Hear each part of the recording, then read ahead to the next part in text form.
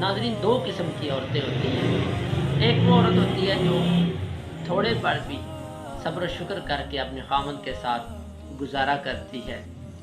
एक वो औरत होती है वो हर वक्त शक व शुबा के अंदर रहती है, हर वक्त शिकवे शिकायत करना, अपने ही खामद पर इल्ज़ामात तराशी करना।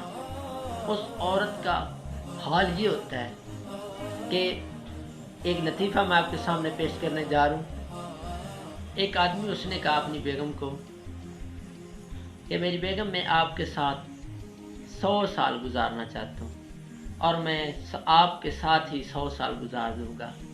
अब देखिए उसका अकल और उसका दिमाग और शक की उसकी बुनियाद, वो आगे से जवाब क्या दे रही है।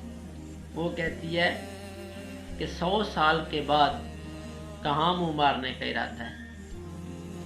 ये हालत है इनकी।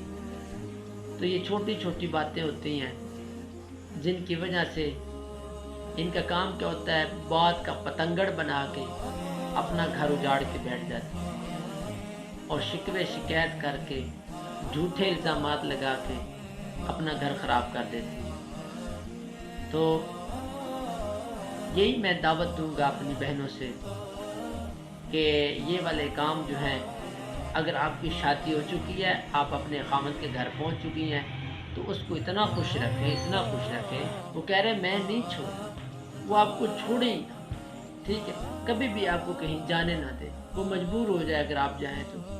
अगर आपने उसको तंग करके रखा, आपने उसको ज़लील कर दिया, उसको इतना तंग किया कि वो बेचारा तंग आ गया आपसे, आपकी बातों से, आपकी शिकवे शिकायतों से, तो समझ लीजिए आपने अपना घर बर्बाद कर लिया।